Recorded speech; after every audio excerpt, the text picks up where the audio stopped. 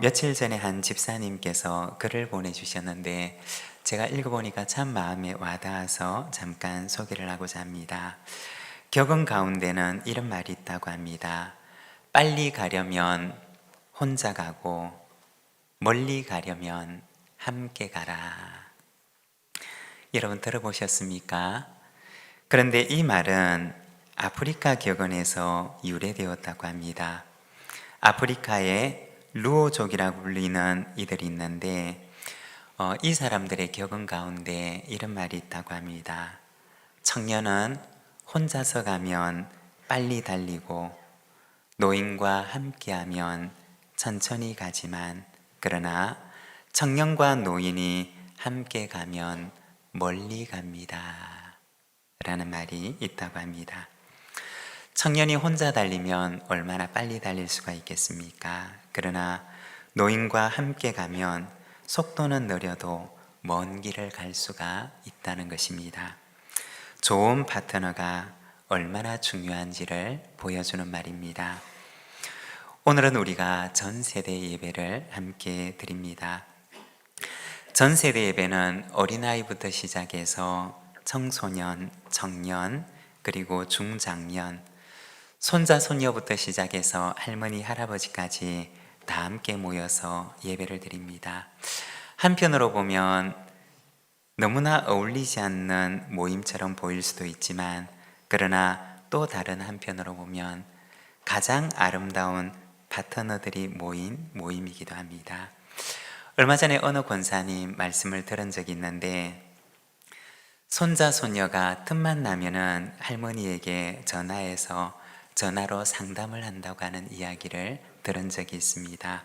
그 말씀을 듣고서 참 어울리는 파트너구나 라는 생각을 했던 적이 있습니다. 저도 지난날 돌아보게 되면 할머니께서 어느 날 하셨던 그 한 말씀이 초등학교도 들어가기 전에 저의 마음속에 나는 커서 목사님이 되고 싶다라고 했던 그런 소망을 품게 되었던 계기가 된 기억이 있습니다. 전세대 예배는 최고의 파트너와 함께 드리는 예배입니다.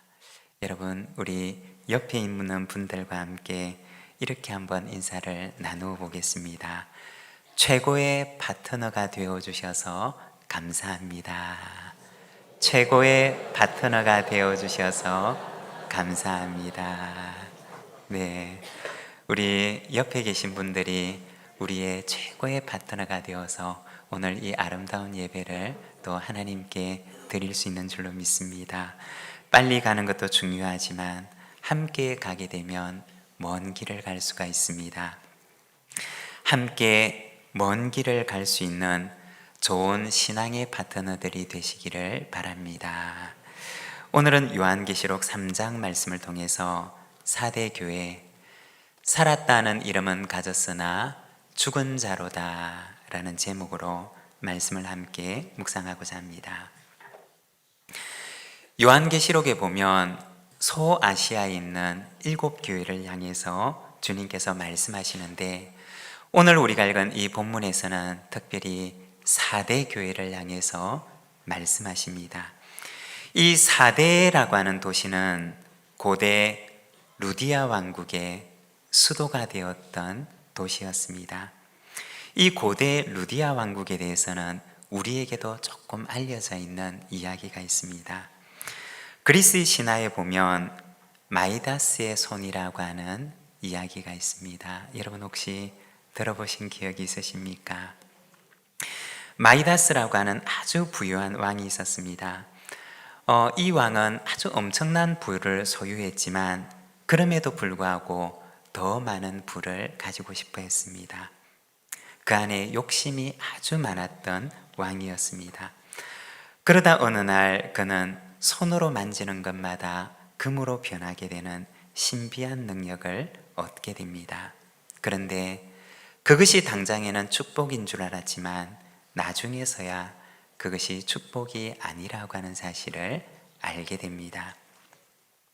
만지는 것마다 금으로 변했는데 나중에는 음식을 먹기 위해서 음식을 손으로 집게 되자 음식이 먹을 수 없는 금으로 변하게 되었고, 그리고 사랑하는 딸이 와서 사랑하는 딸을 안았는데 그만 그 사랑하는 딸이 금으로 변하고 말았던 것입니다. 그런데 이렇게 만지는 것마다 모든 것이 금으로 변한다는 마이다스의 신화가 만들어진 곳이 바로 이 루디아 왕국이었던 것입니다. 그리고 그 신화에 나오는 마이다스 왕은 바로 루디아 왕국의 왕을 모티브로 해서 만든 신화입니다. 그만큼 고대 루디아 왕국은 소아시아의 어느 지역에도 뒤떨어지지 않을 만큼 부유한 왕국이었습니다. 그리고 그 도시의 수도였던 4대 도시 곁을 지나가는 그 강에는 금싸라기가 있어서 이 4대의 엄청난 부가 바로 여기에서 비롯되었다고 이야기를 합니다. 이러한 신화가 만들어질 만큼 엄청난 부를 가지고 있었던 것이 바로 4대라고 하는 도시였습니다. 그런데 이렇게 큰 부를 지닌 왕국에 불행이 닥쳐오게 됩니다. 루디아 왕국과 페르시아 제국 간에 전쟁이 일어나게 되었던 것입니다. 하지만 제 아무리 페르시아 제국이라 할지라도 사대라고 하는 난공불락의 도시를 쉽게 점령할 수가 없었습니다. 왜냐하면 이 사대라고 하는 도시는 그 도시의 삼면이 450m나 되는 절벽 위에 세워져 있는 도시였기 때문이었습니다. 그래서 페르시아 제국이 몇 차례 공격을 시도했지만 번번이 실패하고 맙니다. 그러던 어느 날 그 도시를 에워싸고 있는데 그 절벽을 올라갈 수 있는 작은 길이 하나가 있다는 사실을 페르시아 군대에서 알게 됩니다.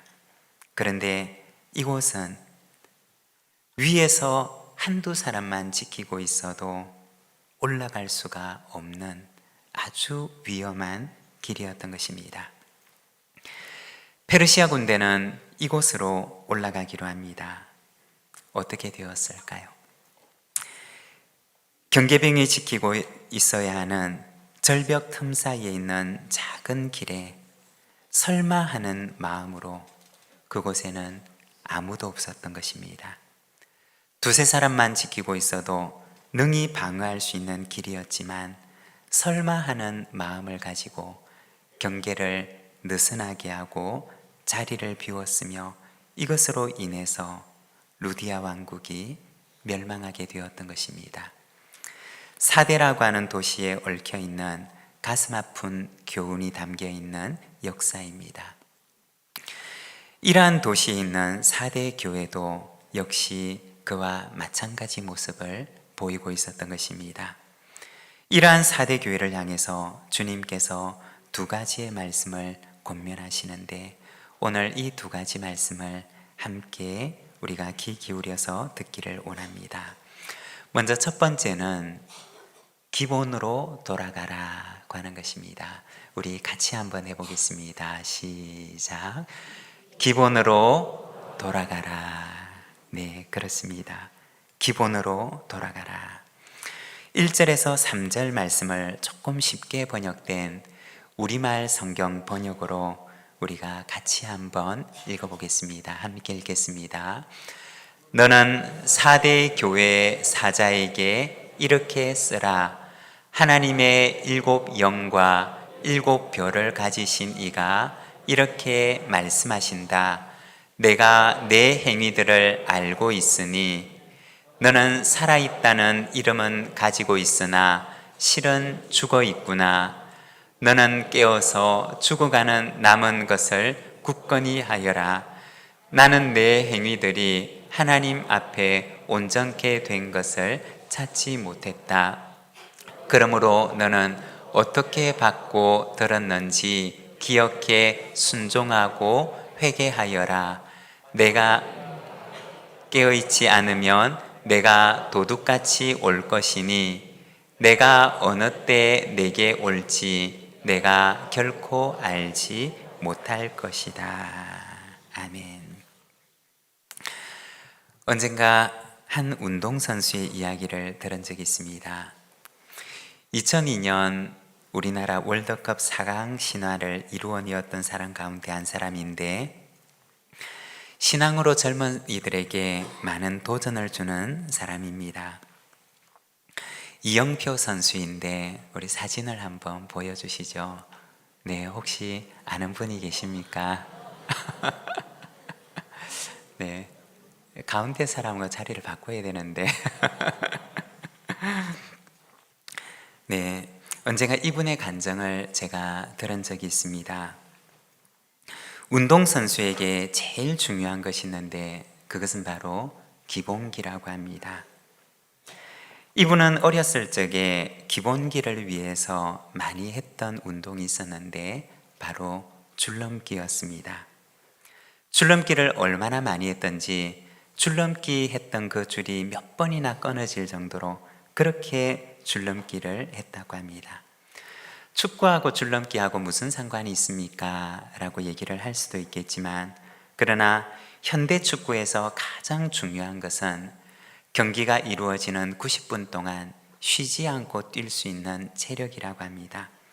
어렸을 적에 줄넘기를 통해서 다져진 이 체력 운동을 통해서 그는 프리미어리그의 그 빠르고 거친 축구에서도 살아남아서 적응할 수가 있는 바탕이 되었던 것입니다.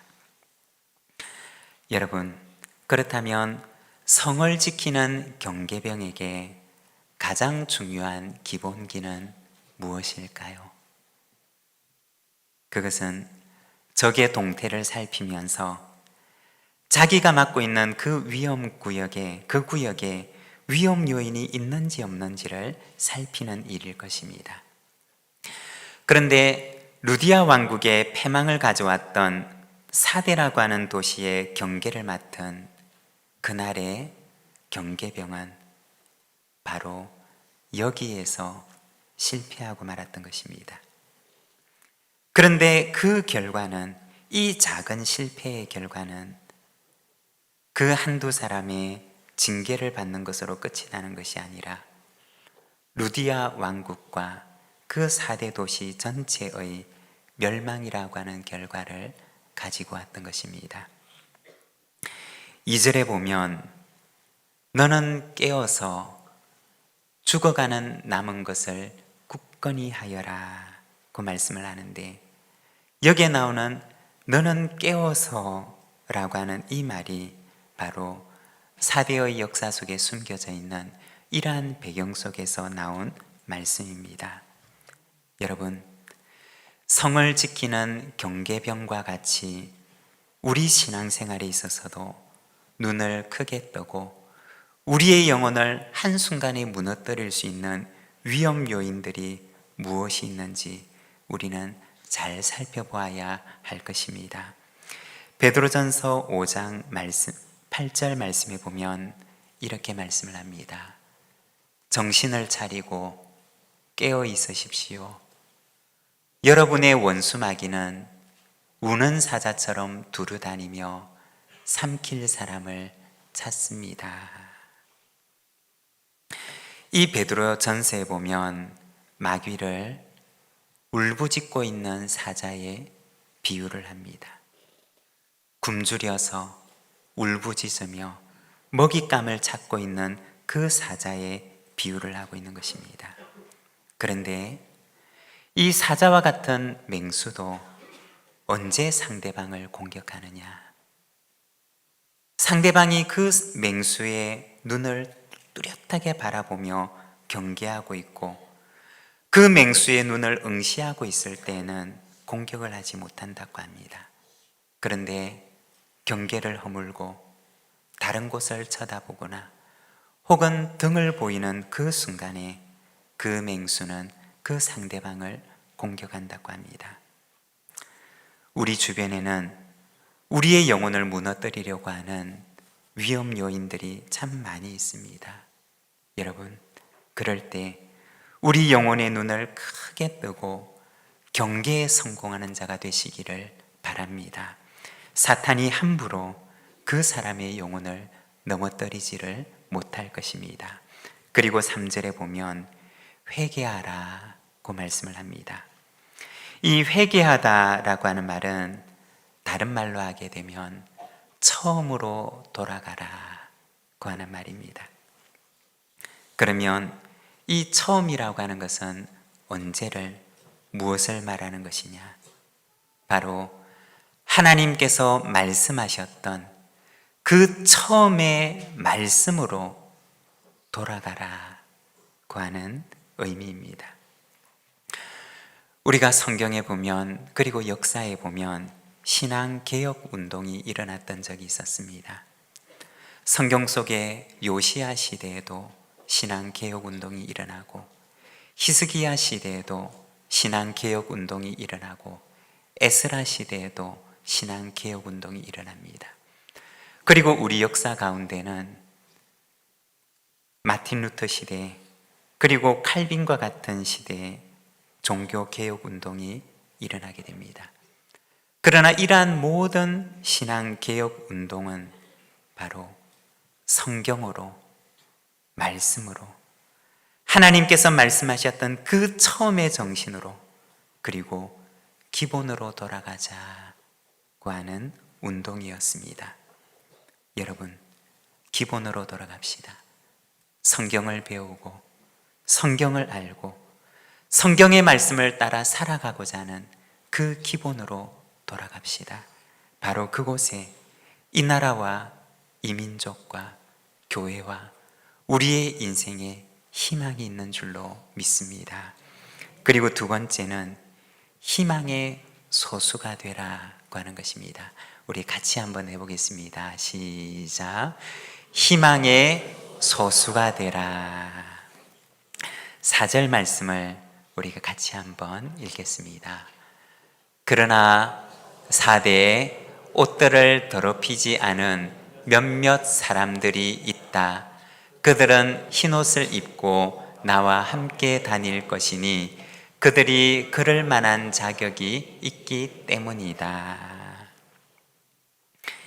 여기에 보면 희망을 이루었던, 희망이 되었던 몇몇 소수의 사람에 대해서 이야기를 합니다. 영적인 경계에 실패한 많은 사람들이 있었지만, 그러나 그들 가운데 몇몇 사람은 그 옷을 더럽히지 않고 자기를 지켰던 사람들도 있었습니다. 경계에 성공하고 자신의 영혼을 지켰던 몇 소수 사람들에 대해서 이야기를 합니다. 우리가 성경에 보면 이런 소수의 사람들에 대해서 말하고 있는 것을 보게 됩니다. 다니엘 같은 사람, 그리고 다니엘의 세 친구와 같은 사람, 사무엘 같은 사람, 어두워져가는 시대 속에서도 희망의 등불과 같은 소수의 사람들의 이야기를 성경은 들려줍니다. 그리고 이 몇 안 되는 소수의 사람들을 통해서 하나님께서는 희망의 역사를 전진시켜 나가는 것입니다. 이사야서 6장 13절에도 보면 희망이 되는 소수의 사람에 대해서 말씀을 합니다. 우리 자막을 보면서 함께 읽겠습니다.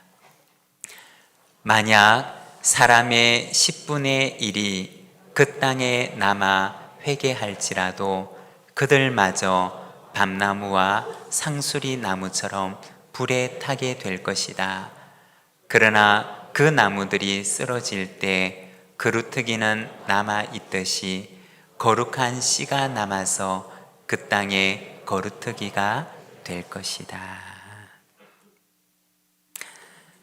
나무가 베어지고 쓰러지지만, 그러나 나무가 쓰러진 자리에 그루터기가 남아있는 것처럼 거룩한 씨가, 자기를 지키는 거룩한 씨가 이 땅의 그루터기가 될 것이라고 이사야서 6장은 말씀하십니다. 여러분, 한번 상상해 보기를 원합니다. 어느 날 산에 갔는데 그 산에 허리둥지가 잘려져 있는 그루터기가 되어버린 나무를 여러분 마음속에 한번 그려보시기를 바랍니다. 예전에 제가 제주도에 있는 생태공원의 한 숲을 방문했던 적이 있었습니다. 그런데 그 숲 속에는 종종 허리가 잘려져 있는 나무들을 보게 되었습니다. 그런데 그 숲의 해설을 맡으신 분의 말씀에 따르면 예전에는 제주도 사람들이 나무를 베어서 땔감으로 사용을 했는데 바로 땔감으로 사용하기 위해서 나무를 베었던 그 흔적이라고 말씀을 하셨습니다. 그런데 그 거루터기가 되었던 나무, 땔감으로 사용되기 위해서 허리가 잘려져 있는 그 나무에서부터 세 가지가 나오게 되는데 분명히 그 아래 줄기는 하나인데 그 둥지는 하나인데 그 잘려진 곳에서 여러 줄기가 나와서 옆으로 뻗어나가며 숲의 한 부분을 이루고 있는 것을 보았던 적이 있습니다. 잘려나간 그곳에서, 희망이 끝난 것 같은 그곳에서 희망의 줄기가 뻗어나와서 숲의 한 부분을 이루었던 그 숲을 보았던 적이 있습니다. 여러분, 때로는 세상의 거센 바람이 불어와서 우리의 허리를 잘라내려고 하는 경우들이 있습니다. 우리의 신앙의 허리를 잘라버리려고 하고 우리의 영혼의 허리를 부러뜨려 버리려고 할 때가 있을 수가 있습니다.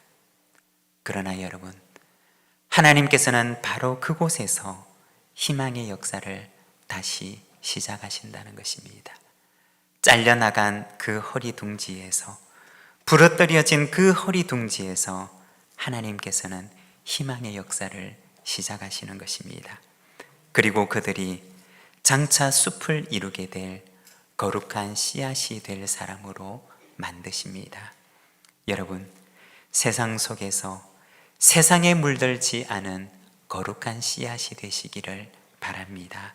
그러면 하나님께서 그 사람을 통해서 그렇게 결단하고 다짐하는 몇 사람의 그 소수를 통해서 하나님께서는 희망의 숲을 이루게 하시는 은혜를 허락해 주실 줄로 믿습니다.